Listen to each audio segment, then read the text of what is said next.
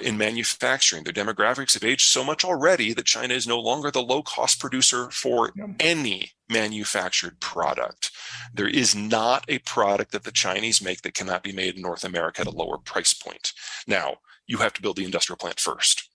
So I don't mean to suggest we can flip a switch and it's all here tomorrow. Right. But it does mean that anytime there's a hiccup in the Chinese system for any reason and somebody relocates, they never go back. Because it's better with a shorter supply chain, with less energy, with less transport, with more efficient labor closer to home. There's not a sector where that doesn't work. And then in terms of industrial commodities, kind of an echo of what's going on with energy markets, they have to get it from a half a world away. They can't go at it and get it themselves. They are completely dependent upon the globalized system as enforced by the American Navy. So any of these issues by themselves are country killers, independent of the demographic situation. Right. And in the short term, I think we're seeing the whole system go belly up.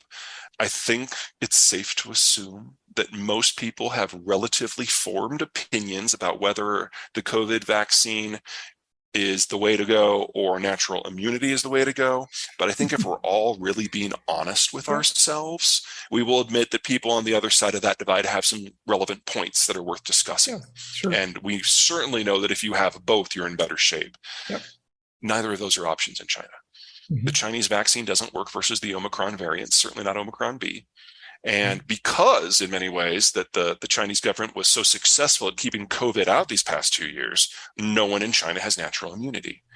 So if they were to open up with Omicron B being the dominant strain, Omicron B is the most communicable virus we've ever faced. And it's the highest lethality rate of all of the COVID variants to date. If they just opened up, they'd have millions of deaths a month for at least 3 months. And in a one-man show government, that is how you bring the system down.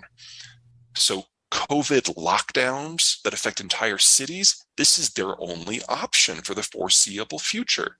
So Shanghai shut down on April 1, they reopened on June 1, they're in the process of locking down again already because Omicron is just so communicable. Masks don't stop it sufficiently. What is China if it's not a manufacturing center? Because that's all they have left. And now that is leaving very, very quickly. I think Apple's the best example there. Apple is the American company that has ignored the writing on the wall the most. And every time there's been a health issue with COVID or a trade war with Trump or Bernie Sanders coming out and beating the trade drum, every time something has happened, an explosion of genocide in Xinjiang, the crackdowns in Hong Kong, they've ignored it and they've doubled down.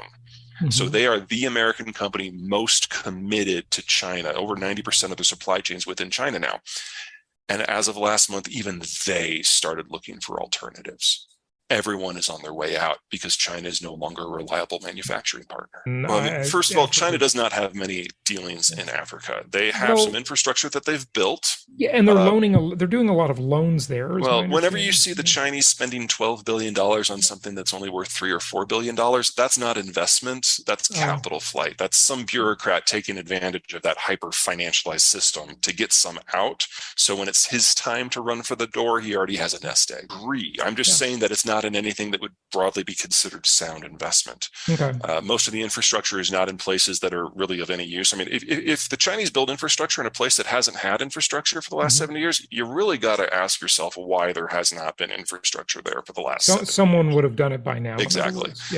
Now they are investing in some resource production zones, absolutely, but again, they're overpaying for them. So the Chinese are doing no refining and they're doing no manufacturing in Africa. So they're actually not taking the African labor force and bringing it up a notch at all.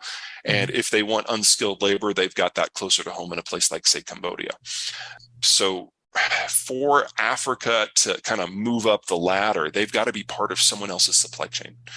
They don't have the indigenous capacity, technology, and capital necessary to do it all by themselves. And in a world that's moving into to a tighter labor market, if you're not going to relocate the labor, you're talking about using some degree of automation to help out. Yeah. Some places can do that, some places can't.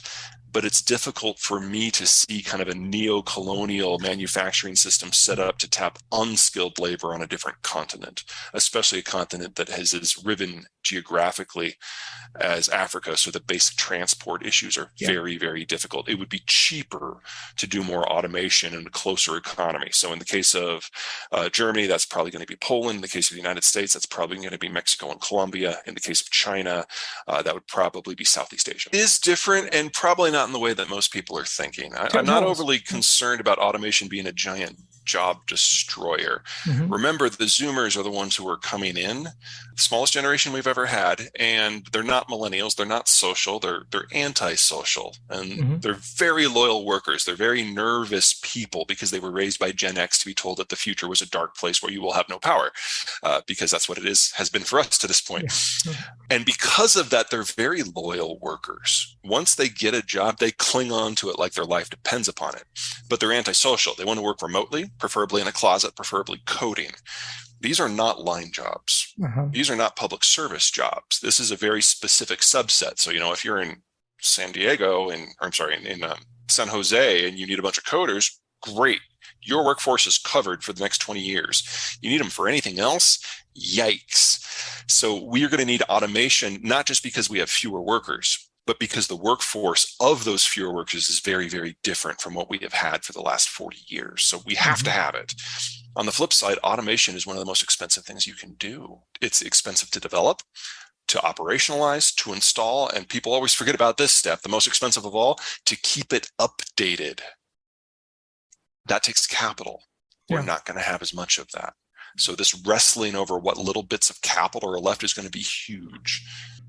I would expect it to, yes. The places that can do it successfully or most successfully are going to be those places that do have a stronger capital base like the United States. I would also add in that in a world that deglobalizes, the idea of having a supply chain with 1,000 steps is kind of silly and honestly really dangerous. So you need shorter supply chains closer to the end consumer. I think COVID made us all realize that. Absolutely. I agree. But compared to what COVID has done, what's coming is a whole nother level in terms of intensity. Tell us about that. Well, when you're finished. But sure. So manufacturing, especially for things like electronics, it does best, it's most efficient when it can tap different wage levels and skill levels. So you do the low skilled stuff in one place and the high skilled stuff in one place. And for the last 25 years, that has made China very successful. They do the assembly, they do the low end, and they do it at scale. So they can then have the intermediate and the higher end parts elsewhere in East Asia or maybe even in North America. And there's a lot of back and forth, and the average manufactured product crosses a border at least 100 times. Even in automotive in the United States, if you're taking each individual piece, you're talking like 25,000, maybe 30,000 border crossings. It's massive. Oh my gosh. In the world we're moving to, that's going to be harder to do. But the United States has Mexico. So we've got 130 million Mexicans, 35 million northern Mexicans very proximate to the border, and we can still play in that old style manufacturing. At the same time, we have the best capital structure to bits and pieces moving into the new style. And the consumer base is right here, both in the United States and Mexico. So having that everything proximate and co-located, that's going to be kind of the big mix of factors that generate outsized success. You're not going to have that in Asia, because the consumption base is gone and the labor structure is now too expensive. And if you break down maritime transport safety, those border crossings are more difficult, because in the United States, it's a land border with a country we broadly trust. In East Asia, almost all of it is by sea, and the Chinese are making a point of being a bag of dicks at sea. So the very concept that you can have a maritime trading system in a country where China is either rising or falling is a bit of a reach.